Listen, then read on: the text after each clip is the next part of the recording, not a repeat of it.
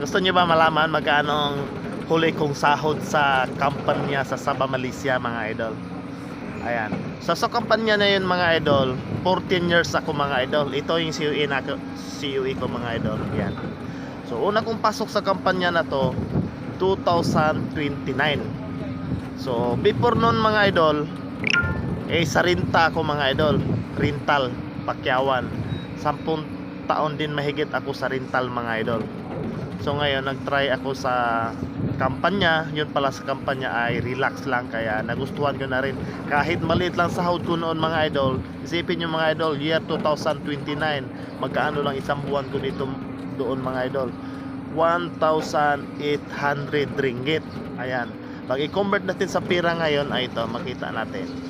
Ayan, magkaano lang yun, no, mga idol? So nung naabutan ako doon, mga idol, yung pinakalas ko na, idol, na gusto ko na umuwi ng Pilipinas. Umuwi ko ng Pilipinas 2022 November yan, mga idol. So ang last kong sahod dito, doon, mga idol, ito 2,800. Ayan.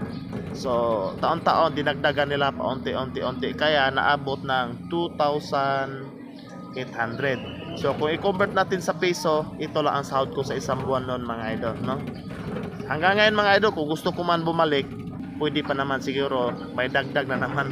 Pero nasa pinaka taas ay dagdag noon, mga idol, nasa mga 200 ringgit lang noon. So siguro mga 3,000 ringgit lang ibigay nila sa akin noon. Ang liit nun, mga idol, lugi. Dito na lang sa Pilipinas. Magkaano lang yun, yung 3,000 ringgit, mga idol. Ayan, no? Pero ang trabaho ko noon, mga idol, relax lang talaga dahil sa kampanya, sa mga idol. Hindi nagmadali ang trabaho doon. Nakadepende na lang sa atin, at wala kang kasama doon, ikaw lang mag-isa, at may service ka pa. So may service ka binigay, at libre na bahay, libre kuryente. So yun ang nakagandahan doon. So ang di libre doon, kain lang talaga. So sarili kang mamili nun. Pero kahit pa paano, mga idol, sa totoo lang, kung talagang mag-ipon, makaipon naman tayo yan, mga idol. Kahit maliit na sahod lang yan, mga idol, dahil libre na tayo lahat, at kain lang yung iisipin natin. Pero tulad ko, mga idol, may mga pangarap din ako para sa mga anak ko, para magkapag-aral lang maayos. Kaya pumilit na lang ako umuwi ng Pilipinas.